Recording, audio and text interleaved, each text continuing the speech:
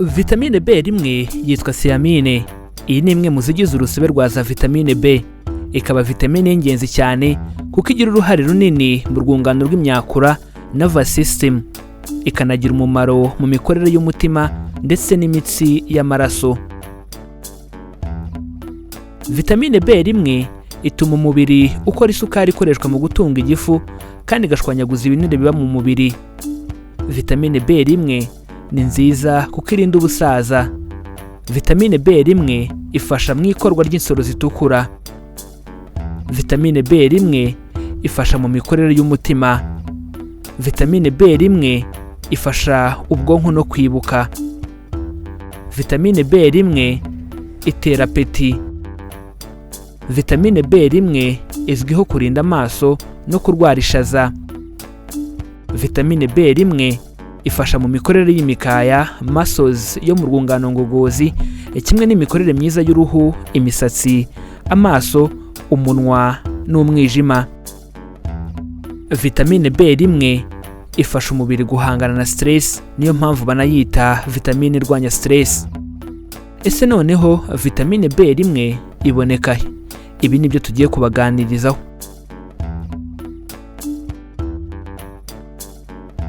Reka mbanze mbashimire kuba mugiye kubana natwe muri aka kanya aho tubungabunga ubuzima bwacu, bityo murabizi ko abatabizi bicwa no kutabimenya, nanjye nkagira nti abatarabimenya bicwa no kuba batarakora subscribe kuri iyi channel Mizero Media ngo bamenye ko kwirinda biruta kwivuza.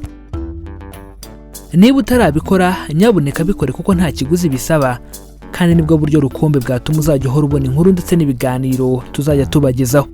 Ikindi kandi watubona ku mbuga nkoranyambaga zose, Facebook, Instagram ndetse na Twitter.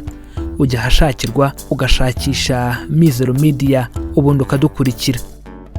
Kudusangiza ibitekerezo byanyu biremewe, bityo ubaye hari icyo wifuza kutubaza cyangwa kudusobanuza, twandikire muri comment, ariko kandi ntubyihererane, ukande like, ukore share, ubisangize inshuti n'abavandimwe bawe kugira ngo nabo basobanukirwe uburyo bwo kubungabunga ubuzima bwabo.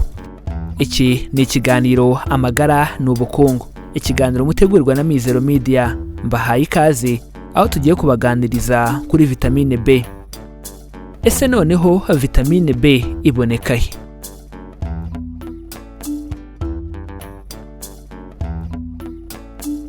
Mu bimera, vitamine B iboneka cyane mu bishyimbo, ibinyampeke twavuga ibigori, umuceri, ingano, amasaka, ibijumba, imineke, ibihumyo, epinari, urunyogwe, inyanya, ibihwagari.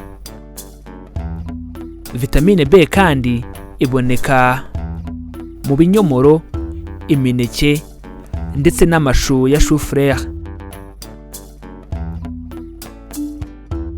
Mu matungo, vitamine B iboneka mu nyama y'ingurube, ariko nanone birazwi ko ingurube ariyo soko ya mbere ya teniya. Iyo itateguwe neza ngo ishye bihagije igira ingaruka.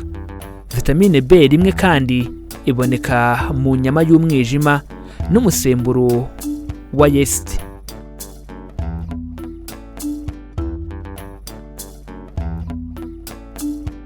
Ikintu ukwiye kumenya kuri vitamine B1 ni uko bimwe mu biribwa bikungahaye kuri iyi vitamine, kubiteka igihe kinini no kubibika muri firigo umwanya muremure byangiza iyi vitamine, bityo nyabuneka mumenye uko musigasira vitamine B1. Icyitonderwa kuri vitamine B1.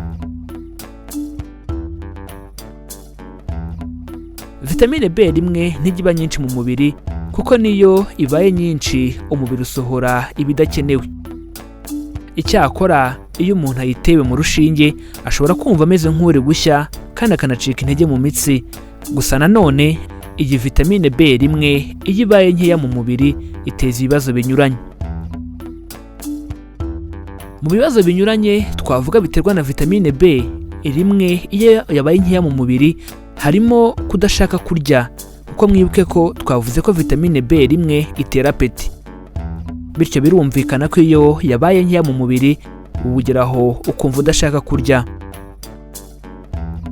Ikindi kibazo giterwa no kuba vitamine B1 ari nkeya mu mubiri, twavuga kubura ibitotsi, kunanuka, kutituma no kwituma impatwe, kurwara imbwa, ibinya akenshi bifata mu mpfundiko, ukananirwa kugenda nk'abakinnyi b'umupira wa ruhago. Iyo ibyo byose bidakosowe hakiri kare nibwo umuntu arwara indwara ya beriberi iterwa no kubura vitamine B1. Iyi ndwara ya beriberi irangwa n'imikorere mibi y'imitsi, umutima ndetse n'ubwonko. Ku bantu banywa inzoga cyane, iyi ndwara iriyongera cyane ku buryo ushobora kunanirwa gutambuka, ugahora uhumbaguza ku maso ndetse unasusumira umubiri wose.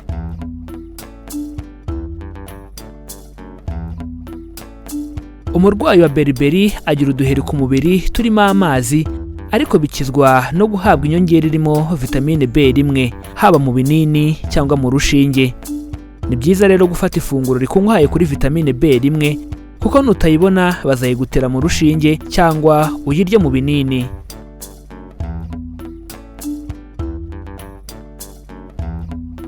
Reka tubashimire kuba mwafashe akanya mukabana natwe tubungabunga ubuzima bwacu, aho twabaganirizaga kuri vitamine B1.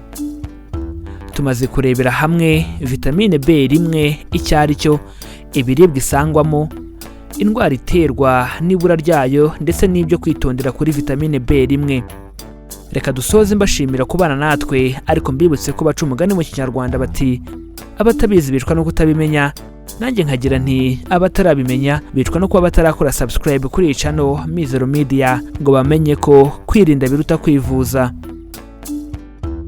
Gukora subscribe ni ubuntu, bityo niba utarabikora nyaboneka bikore kuko nta kiguzi bisaba, kandi nibwo buryo rukumbi bwatuma uzajya uhora ubona inkuru ndetse n'ibiganiro tuzajya tubagezaho.